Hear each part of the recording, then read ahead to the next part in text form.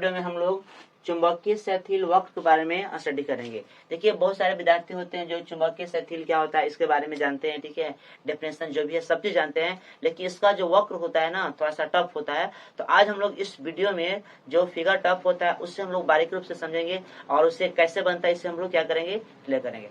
तो पहला दोस्त पता चले कि जो चुंबकीय स्थैथिल होता है यह दो राशियों के बीच खींचा गया क्या होता है, वक्र होता है। इसमें पहला होता है दोस्त चुंबकीय क्षेत्र, चुंबकीय क्षेत्र जिसे हम लोग दोस्त एक्स एक्सिस पे रखते हैं, राइट। और दूसरा हो गया दोस्त चुंबकीय तीव्रता हो गया, चुंबकीय तीव्रता हो गया दोस्त जिससे हम लोग इसे हम लोग वाई एक्सिस पे रखते हैं और इसे हम लोग एक्स एक्सिस पे रखते हैं दोस्त। और जो स्थैथिल जो वक्र है यह बताता है कि इसमें जो देखिए इसमें जो बताता है कि चुंबकीय क्षेत्र और चुंबकीय तीव्रता के बीच कैसा रिलेशन होता है। अगर एक का मान बढ़ता है तो दूसरा का मान क्या होता है, ठीक है। यह वक्र हमको सिर्फ ये बताता है कि जब एक का मान बढ़ता है तो दूसरा मान घटता है, कब स्थिर होता है, कब नेगेटिव होता है। इन सारी बातों का प्रदर्शन जिस वक्र से होता है दोस्त उसी का नाम क्या है, चुंबकीय स्थैथिल वक्र है दोस्तों, ठीक है।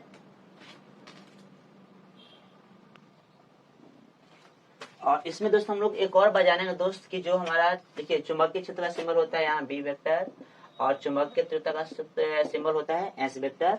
तो इसमें वक्र हमें एक बात और बताती है कि वक्र में जो एच वेक्टर है ना वह हमेशा बिछड़ा हुआ रहता है, वह हमेशा पीछा रहता है किससे दोस्त, बी वेक्टर से। तो इन तीन बातों की जानकारी या तीन इम्पोर्टेंट टॉपिक को हम लोग जिस वक्र में स्टडी करेंगे उसका नाम क्या दोस्त, चुंबकीय स्थैथिल वक्र। खैर बात छोड़िए, हमारा मेन टॉपिक था चुंबकीय स्थैथिल वक्र का फिगर पढ़ना और बच्चों को समझाना। आइए हम उसे समझाते हैं काफी इजिली वे में, ठीक है, काफी इजी वे में समझिए आप इसे।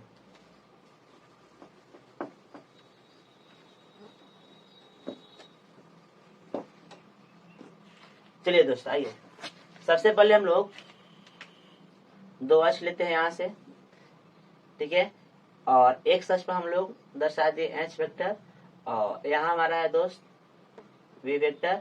इसके अगर हम जाएंगे अपोजिट, ठीक है, तो यहाँ हमारा होगा एच डैश, रियल में यह माइनस में होगा और यह हमारा क्या होगा बी वेक्टर, यह भी हमारा क्या होगा नेगेटिव होगा। तो आप एक सूत्र का स्टडी किए होंगे, म्यू बराबर बी वेक्टर बटे क्या होगा दोस्त एच वेक्टर। तो म्यू जो होता है चुंबकशीलता होता है, अगर यह कांस्टेंट मान है तो रियल में बी वेक्टर और जो म्यू वेक्टर होगा ना वह क्या होगा, प्रोपोर्शनल होगा दोस्त। तो शुरुआती में जब किसी वस्तु की तीव्रता को बढ़ाया जाए तो उसका जो चुंबकीय क्षेत्र है वह किस तरह से बढ़ता है, यानी देखिए। और रियल में यह जो वक्र होता है ना वह यह फेरोमैग्नेटिक पदार्थ के बीच होता है कि फेरोमैग्नेटिक पदार्थ में तीव्रता बढ़ने से पदार्थ की अगर तीव्रता बढ़ाते हैं तो उसके अंदर जो चुंबकत्व है वह किस तरह से बढ़ता है या घटता है। तो देखिए अगर हम लौ चुंबकीय पदार्थ को तीव्रता बढ़ाते हैं तो उसके अंदर के सारे जो डोमेन्स होते हैं वह एक डायरेक्शन में या जो फील्ड लाइन है उसके डायरेक्शन में क्या होते हैं, मुड़ जाते हैं और एक निश्चित पॉइंट आने पर वे नहीं मुड़ते हैं, क्योंकि जब सभी डोमेन्स का चुंबकन हो जाएगा तो वहीं पर वे क्या होते हैं, स्टॉप हो जाते हैं, रुक जाते हैं। और इसका ग्राफ दोस्त कुछ इस तरह से होता है, इसका ग्राफ दोस्त कुछ इस तरह से होता है दोस्त, वक्र होता है। यह बताता है कि शुरुआती में एच का मान बढ़ाने से बी का मान भी इसी के अकॉर्डिंग कुछ पॉइंट तक बढ़ता है और कुछ पॉइंट के बाद वह क्या होता है, सैचुरेटेड या फिर कह सकते हैं कि उसका जो मान है ना स्थिर हो जाता है। वहां से आप एच का मान कितना भी बढ़ाइए उसका मान नहीं बढ़ने वाला है। अब हम लोग यहाँ से बढ़ा नहीं सकते हैं तो एच का मान तो कम कर सकते हैं। तो आइए एच का मान हम लोग कम करेंगे, तो कम करने से पहले हम क्या करेंगे, जीरो करेंगे। तो जीरो करने पर दोस्त इस तरह से कुछ वक्र मिलता है। तो यहाँ पर अगर हम एच का मान जीरो करते हैं, ठीक है, आप डायरेक्शन देखिएगा, यहाँ से हम लोग फिर हम लोग यहाँ से क्या है, यहाँ से इस तरह से है।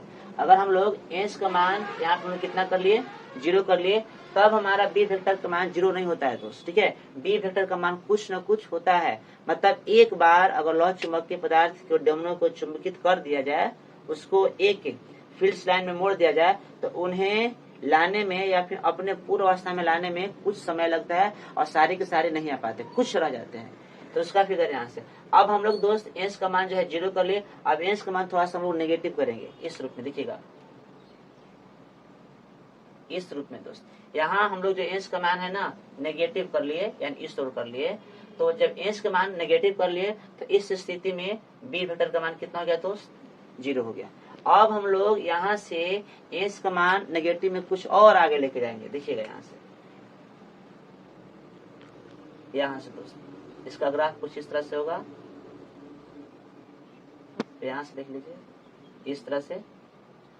और एंश का मान देखिए दोस्त पहले यहाँ था और एंश का मान हम लोग कुछ और कम कर लिए दोस्त, ठीक है। तब हमारा बी का भी जो मान है ना पहले से क्या हो गया और ज्यादा हो गया, ठीक है, सॉरी और कम हो गया दोस्त। और इसका जो हमें ग्राफ है यहाँ से, यहाँ हम देख रहे हैं कि यहाँ एंश का मान और कम कर दिए तो बी का ही मान क्या हो गया और कम हो गया। अब चलिए एंश का मान जो है दोस्त हम लोग एंश का जो मान है, अब यहाँ देखिए इस बिंदु पर क्या है दोस्त, ठीक है, इस बिंदु पर एंश का मान कितना है 0 है।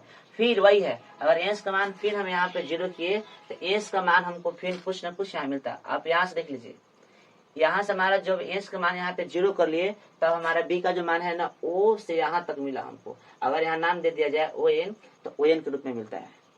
अब यहाँ से फिर उसी तरह से दोस्त यहाँ से करेंगे तो इस तरह से करेंगे और फाइनली यह दोस्त फिर इसी बिंदु पर जाकर क्या होती है मिल जाती है। तो आपको यहाँ दोस्त डायरेक्शन दिखना है कि डायरेक्शन में किस तरह से हम लोग चलते हैं और किस तरह से मुड़ते हैं। एक बार फिर समझिए इसे, यहाँ ओ नाम दे दीजिए, यहाँ ए, यहाँ बी, यहाँ सी, यहाँ डी, यहाँ पे दोस्त ई नाम दे दीजिए, अच्छा रहेगा, ई, यहाँ पर एफ। जैसे क्या होता है कि शुरू में हम एच वेक्टर और बी वेक्टर के बीच जो ग्राफ किससे है और कुछ इस रूप में आता है और फिर यहाँ से हम लोग एच का मान कितना करते हैं 0, तो बी का मान हमको 0 न होकर ओ बी के रूप में मिलता है। किस रूप में दोस्त? ओ बी के रूप में मिलता है।